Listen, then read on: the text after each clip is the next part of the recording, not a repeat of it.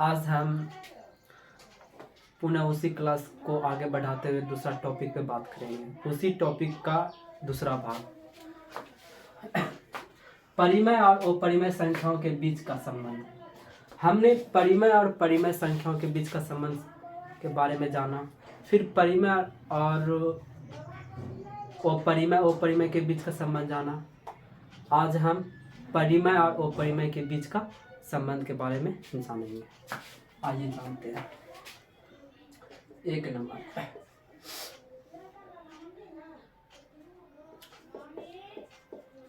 परिमेय और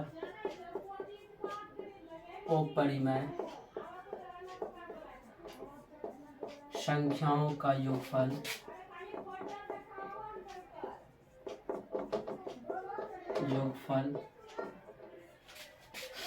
केवल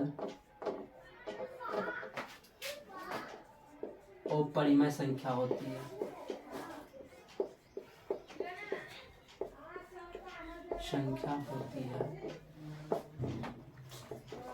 जैसे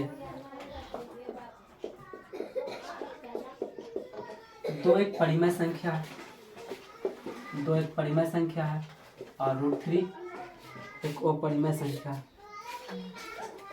जब ये दोनों को ऐड करेंगे तो अपरिमेय संख्या ही प्राप्त होगा। ठीक है। ठीक इसी प्रकार पॉइंट नंबर 2 एक परिमेय। अब दूसरा पॉइंट हम जानेंगे, एक परिमेय और एक अपरिमेय संख्याओं का अंतर केवल अपरिमेय संख्या होती है। जैसे 2 एक मेरा परिमेय संख्या और उसमें से अगर हम √3 अपरिमेय संख्या को घटाया जाए तो हमको अपरिमेय संख्या प्राप्त होती है। क्या प्राप्त होती है? अपरिमेय संख्या प्राप्त होती है। इसी प्रकार हम तीसरा पॉइंट गुणा के रूप में सकते हैं। एक परिमेय और एक अपरिमेय संख्याओं का गुणनफल केवल अपरिमेय संख्या होती है।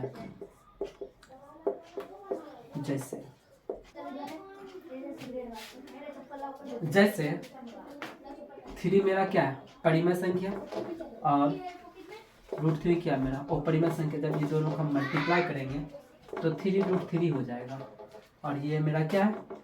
एक अपरिमेय संख्या है। क्या है? एक अपरिमेय संख्या है। ठीक। फिर से एक बार हम इस पॉइंट को फिर से जानने का प्रयास करते हैं, फिर से एक बार रिवीजन के तौर पे समझ लेते हैं। परिमेय और अपरिमेय संख्याओं के बीच का संबंध। पॉइंट नंबर 1, परिमेय और अपरिमेय संख्याओं का योगफल केवल अपरिमेय संख्या होती है। 2 परिमेय संख्या और 3 √3 अपरिमेय संख्या। जब दोनों का एडिशन करेंगे, परिमेय और अपरिमेय संख्या का योगफल केवल अपरिमेय संख्या होती है। ठीक है। अब जैसे 2 मेरा परिमेय संख्या है और √3 मेरा अपरिमेय संख्या है। परिमेय और अपरिमेय संख्या को जब जोड़ेंगे तो हमको अपरिमेय संख्या प्राप्त होगी। ठीक उसी प्रकार अंतर की बात करें तो एक परिमेय और एक अपरिमेय संख्या को घटाया जाए तो हमको अपरिमेय संख्या प्राप्त होती है। जैसे 2 परिमेय संख्या है और √3 अपरिमेय संख्या है। जब ये दोनों को घटाया जाएगा तो कौन संख्या हमको प्राप्त होगी? अपरिमेय संख्या प्राप्त होगी। ठीक उसी प्रकार हम गुणनफल की बात करें तो जब एक परिमेय और एक अपरिमेय संख्या को गुणा किया जाता है तो गुणनफल के रूप में हमको अपरिमेय संख्या प्राप्त होती है। फॉर एग्जाम्पल 3 परिमेय संख्या है और √3 अपरिमेय संख्या है। जब इन दोनों को मल्टीप्लाई करते हैं तो 3√3 आ जाता है, जो हमारा अपरिमेय संख्या कहलाता है। हम गुणा तक सीख लिए, अब हम भाग को सीखने जा रहे हैं परिमेय और अपरिमेय संख्या का। अपना 1 2 3 4 टॉपिक नंबर 4 होगा हमने ख्याल से। अगर एक परिमेय और एक अपरिमेय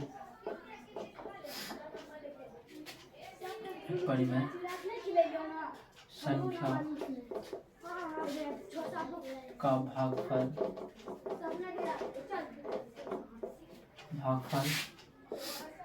हमेशा अपरिमेय संख्या होती है। जैसे 2 में अगर √3 से भाग दिया जाता है 2/√3 और ये 2/√3 एक अपरिमेय संख्या है। 2/√3 एक अपरिमेय संख्या होती है। अब हमने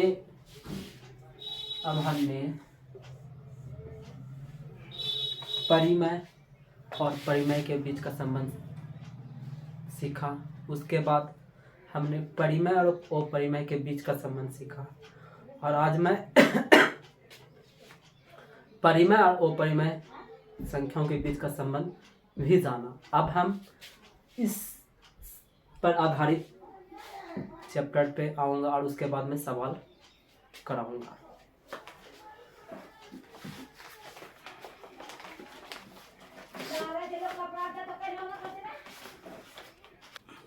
अब हम चैप्टर पर आते हैं।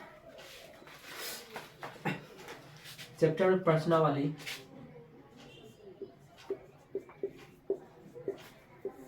प्रश्नावली 1C में 1C को जानेंगे और इसका पेज नंबर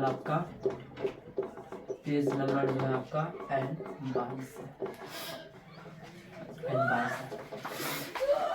सबसे पहले हम जानेंगे कि हमको कोई भी संख्या दिया रहेगा और उसमें से हमको पहचानना है कौन सी परिमेय संख्या है और कौन सी अपरिमेय संख्या है। 1 नंबर आते हैं। क्वेश्चन नंबर 1 में रिक्त स्थानों की पूर्ति करें।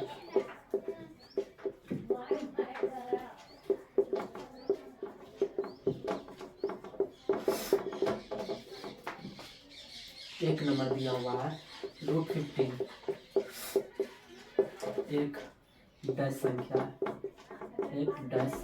है। ऑप्शन है परिमेय या अपरिमेय।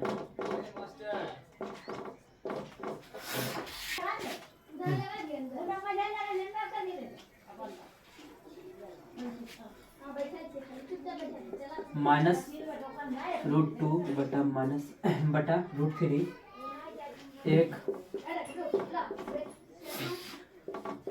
डैश संख्या है। ऑप्शन में दे रखा हमको परिमेय या अपरिमेय।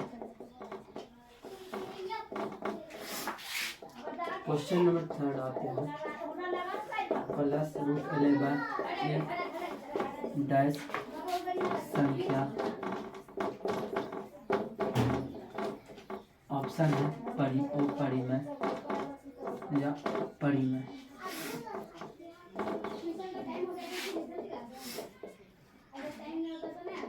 चार 1/√5 एक डैश संख्या है, डैश संख्या है। ऑप्शन परिमेय या अपरिमेय। रिक्त स्थानों की पूर्ति करते हैं। इसमें अब √15 कौन सी संख्या है जानेंगे, कौन सी संख्या है। तो √15 को अगर हम तोड़ेंगे, उसमें √15 का पूरा वर्गमूल नहीं निकाला जा सकता, इसलिए √15 जो है वो परिमेय संख्या हो जाएगा। कौन संख्या हो जाएगा? वो परिमेय संख्या हो जाएगा। तो परिमेय संख्या कब यहाँ लिख दीजिए, वो परिमेय संख्या। तो क्या हो जाएगा? √15 एक अपरिमेय संख्या है। कोई दिक्कत? ठीक उसी प्रकार √2 और √3 को जब हम वर्गमूल निकालें तो उसका भी पूरा वर्गमूल नहीं निकलेगा, इसलिए ये संख्या भी अपरिमेय संख्या ही कहलाएगा, इसलिए ये भी अपरिमेय संख्या है। ठीक उसी प्रकार इसका भी वर्गमूल पूरा नहीं निकलेगा। और आपको तो अभी बताया ही है कि एक परिमेय और एक अपरिमेय संख्या का योगफल हमेशा अपरिमेय संख्या होती है। इसलिए 4 मेरा क्या है? परिमेय संख्या और √11 मेरा अपरिमेय संख्या, और दोनों का योगफल क्या होता है? अपरिमेय संख्या होता है, इसलिए यह एक अपरिमेय संख्या है। ठीक उसी प्रकार एक परिमेय और एक अपरिमेय संख्या का भागफल हमेशा अपरिमेय संख्या होता है। तो एक मेरा परिमेय संख्या, √5 मेरा अपरिमेय संख्या, और दोनों को भाग दे तो भागफल के रूप में हमको अपरिमेय संख्या प्राप्त होगी, इसलिए ये भी संख्या कौन संख्या हो जाएगी? अपरिमेय संख्या हो जाएगी।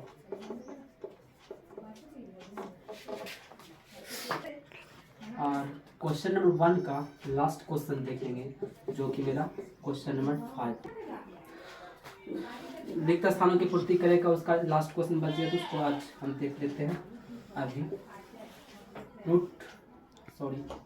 5√8 बटा √2 एक डैश संख्या है, एक डैश संख्या है।